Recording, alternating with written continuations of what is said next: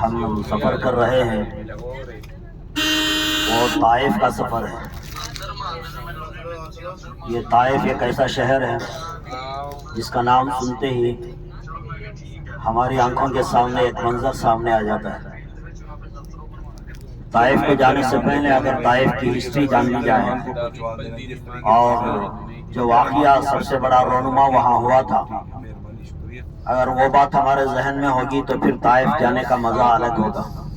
اور پھر وہاں جانے کے بعد ہمیں وہ ساری چیزیں یاد آ جائیں گی۔ اللہ کے رسول صلی اللہ علیہ وسلم جب مکے میں تھے، جب اللہ کے رسول صلی اللہ علیہ وسلم کو نبوت ملی، اور پھر اللہ کے رسول صلی اللہ علیہ وسلم مکے والوں کو دین کی طرف بلاتے رہے، اور ایک عرصے تک یہاں کے لوگ ایمان کو قبول نہیں کیے،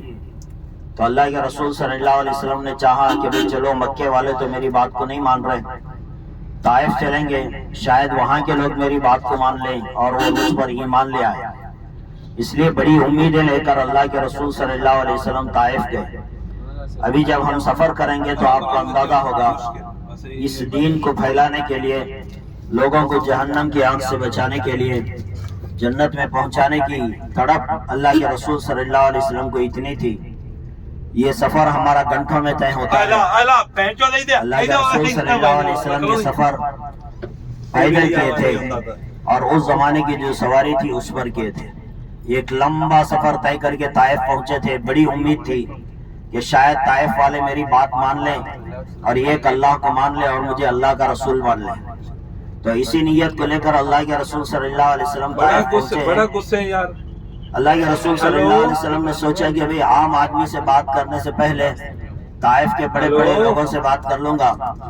اگر بڑے لوگ ایمان لے آ جائیں گے، میری بات کو مان لیں گے، تو پھر عام انسان بھی میری بات مان لے گا۔ یہ سوچ کر اللہ کے رسول صلی اللہ علیہ وسلم طائف کے جو بڑے بڑے سرداران تھے، حکمران تھے، ان کے پاس پہنچے۔ سب کے سامنے بات رکھی کہ دیکھو میں اللہ کا رسول ہوں، اللہ نے مجھے نبی بنا کر بھیجا ہے، ایک اللہ کو ماننے میں کامیابی ہے۔ یہ ساری چیزیں جو دین کی بنیادی باتیں تھیں، اللہ کے رسول صلی اللہ علیہ وسلم نے طائف کے بڑے بڑے سرداروں کے سامنے کی۔ امید تو یہ تھی کہ یہ لوگ میری بات مان لیں گے، لیکن سارے سرداران نے اللہ کے رسول صلی اللہ علیہ وسلم کا انکار کر دیا، اور صرف انکار ہی نہیں کیا بلکہ اللہ کے رسول صلی اللہ علیہ وسلم کا مذاق اڑایا۔ ایک ایک سرداری کے قسم کی بات کرتا رہا۔ اللہ کے رسول صلی اللہ علیہ وسلم مایوس ہو گئے کہ بھئی میں اتنی امید لے کر آیا، یہاں میری بات کو یہ نہیں سنا۔ پھر اللہ کے رسول صلی اللہ علیہ وسلم اسی مایوسی کی حالت میں سرداران طائف سے نکل کر عام گلیوں کے اندر آئے کہ دیکھیں شاید میری بات کوئی تو سن لے گا، کوئی تو مجھے اللہ کا رسول مان لے گا۔ طائف کی گلیاں کے اندر گھومنے لگے، پھرنے لگے، لیکن جو طائف کے بڑے لوگ تھے، سرداران تھے، انہوں نے صرف اتنا بس نہیں کیا بلکہ طائف کے آوارہ لڑکوں کو اللہ کے رسول صلی اللہ علیہ وسلم کے پیچھے لگا دیا۔ اب اللہ کے رسول صلی اللہ علیہ وسلم کا لوگ مذاق اڑا رہے ہیں، کوئی اللہ کے رسول صلی اللہ علیہ وسلم کا جھبا پکڑ کر کھینچ رہا ہے، کوئی اللہ کے رسول صلی اللہ علیہ وسلم کے پیچھے تالیاں مارتا ہوا جا رہا ہے، کوئی اللہ کے رسول صلی اللہ علیہ وسلم کو پاگل کہہ رہا ہے، دیوانہ کہہ رہا ہے۔ آپ تھوڑی دیر کے لیے اندازہ کریں کہ ایک نئے شہر کے اندر،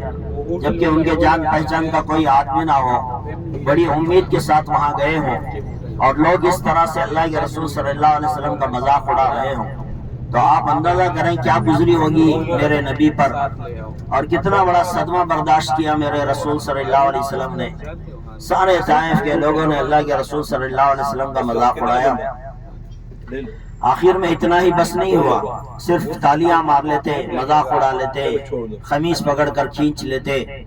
اتنا ہی بس تھا، لیکن آخر میں یہ ہوا کہ لوگ پتھر مارنا شروع کر دیے۔ اللہ کے رسول صلی اللہ علیہ وسلم کے چہرے پر بھی پتھر لگا، جسم پر مار لگی، سر پہ چوٹ لگی، جسم سے خون بہنے لگا۔ آپ تھوڑی دیر کے لیے تصور کریں، غور کریں، جس کے صدقے میں اللہ نے اس کائنات کو بنایا، جس کے صدقے میں اللہ نے چاند اور سورج کو بنایا، جس کے صدقے میں اللہ نے جنت کو بنایا، ایسی عظیم ہستی کے ساتھ دنیا کے اندر یہ عالم ہو رہا ہے کہ لوگ ان کے ساتھ مذاق کر رہے ہیں، پتھر مار رہے ہیں، دل لگی کر رہے ہیں، اور اس عالم کے اندر بھی اللہ کے رسول صلی اللہ علیہ وسلم صبر کے مجسمے بن کر آگے چل رہے ہیں۔ خون نکلتا رہا جسم مبارک سے، پتھر پڑتے رہے، آخر میں اللہ کے رسول صلی اللہ علیہ وسلم کو اتنے زخم آئے کہ اللہ کے رسول صلی اللہ علیہ وسلم کے جو جوتے تھے وہ خون سے رنگین ہو گئے، یعنی جسم سے اتنا خون نکلا کہ جوتوں کا کلر بدل گیا، جوتوں کے اندر خون جم گیا۔ اللہ کے رسول صلی اللہ علیہ وسلم تھکے ہارے طائف سے باہر نکلے ہیں اور ان کے ساتھ ان کے ایک غلام بھی ہے۔ اللہ کے رسول صلی اللہ علیہ وسلم آئے اور وہاں آ کر ایک باغیچہ تھا، وہاں جا کر تھوڑی دیر آرام کرنے کے لیے بیٹھے۔ آسمان کے فرشتے بھی یہ منظر دیکھ رہے تھے، جبرائیل بھی دیکھ رہا تھا، اور خود اللہ تبارک و تعالیٰ کی ذات اقدس بھی یہ چیز دیکھ رہی تھی کہ میرے نبی کے ساتھ طائف والوں نے کیا انجام کر رکھا ہے اور کتنا ستایا ہے میرے نبی کو۔ تو اللہ تبارک و تعالیٰ نے دو فرشتوں کو ساتھ میں دے کر حضرت جبرائیل کو بھیجا، جاؤ میرے نبی کے پاس اور جا کر ان سے پوچھو کہ وہ کیا چاہتے ہیں، جو وہ حکم دے وہ کر دینا۔ حضرت جبرائیل علیہ السلام اللہ کے رسول صلی اللہ علیہ وسلم کے پاس آئے اور آ کر اللہ کے رسول صلی اللہ علیہ وسلم سے پوچھا، یا رسول اللہ صلی اللہ علیہ وسلم، آپ کا طائف کا سفر اللہ تبارک و تعالیٰ دیکھ رہا تھا، آپ طائف کے سرداروں سے جو بات کی وہ بھی اللہ نے سنی ہے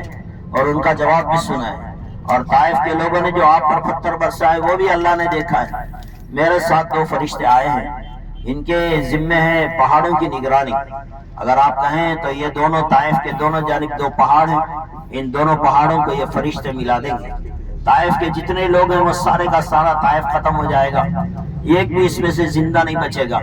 لیکن قربان جائیں میرے نبی پر، اللہ کے رسول صلی اللہ علیہ وسلم اگر چاہتے اتنی تکلیف اتنا مصیبت اٹھانے کے بعد، اگر اللہ کے رسول صلی اللہ علیہ وسلم چاہتے اور فرشتوں کو حکم دے دیتے کہ ہاں انہوں نے میرے اوپر بڑا ظلم کیا ہے، آپ ان پہاڑوں کو ملا دیں تاکہ یہ طائف والے ختم ہو جائے، تو ایک منٹ کی بات تھی، یہاں اللہ کے رسول آرڈر کرتے اور وہاں فرشتے دونوں پہاڑوں کو ملا دیتے اور سارا طائف ختم ہو جاتا۔ لیکن میرے نبی نے اس دنیا کے اندر رحمت للعالمین بنا کر بھیجے گئے تھے۔ فرشتوں سے میرے نبی نے کہا، اے جبرائیل، میں دنیا کے اندر رحمت بنا کر بھیجا گیا ہوں، میں کسی کو بد دعا دینے کے لیے دنیا میں نہیں بھیجا گیا۔ یہ لوگ مجھے نہیں جانتے، اس وجہ سے میرے اوپر پتھر برسا رہے ہیں، مجھے گالیاں دے رہے ہیں، میرے ساتھ مذاق اڑا رہے ہیں، یہ لوگ مجھے نہیں جانتے۔ اے جبرائیل، مجھے امید یہ ہے کہ یہ لوگ آج نہیں جان رہے ہیں، آئندہ ان کی آنے والی نسل مجھے پہچانیں گی، ان کے آنے والی اولاد مجھے پہچانیں گی۔ یہ میرے اوپر ایمان نہیں لائے تو انشاءاللہ ان کی آنے والی اولاد میرے اوپر ایمان لے آئے گی۔ یہ کہہ کر جبرائیل علیہ السلام کو کہا اور فرشتوں کو واپس بھیج دیا۔ اللہ کے رسول صلی اللہ علیہ وسلم اسی تسلی اور اسی غم کے ساتھ مکہ مکرمہ واپس آ گئے۔ کوئی طائف کا ایک آدمی بھی ایمان قبول نہیں کیا۔ اگر اس زمانے کے اندر اللہ کے رسول صلی اللہ علیہ وسلم بد دعا دے دیتے تو وہ طائف آج ختم ہو چکا ہوتا، اور آج جو ہم سفر کر رہے ہیں طائف کی زیارت کے لیے، یہ کبھی سفر ہمارا نہ ہوتا۔ اللہ کے رسول صلی اللہ علیہ وسلم کی جیسی امید تھی کہ وہ نہیں تو ان کی اولاد ایمان لے آئے گی، بالکل اسی طرح ہوا۔ پھر اس کے بعد وہاں ایمان اس طرح زندہ ہوا۔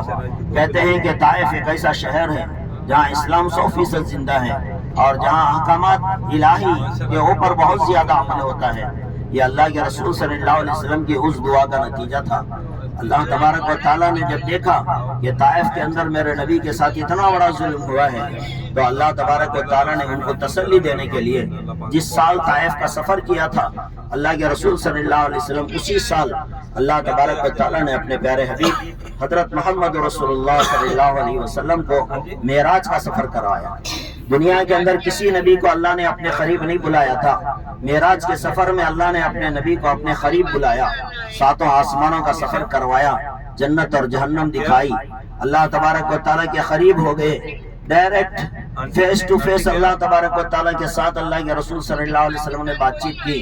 تسلی دی اللہ تبارک و تعالیٰ نے میرے حبیب کو کہ طائف والوں نے تمہارا اکرام نہیں کیا، میں تمہارا پیدا کرنے والا ساری کائنات کا رب، میں تمہارا اکرام کر رہا ہوں۔ اسی اکرام و اعزاز کے لیے اللہ تبارک و تعالیٰ نے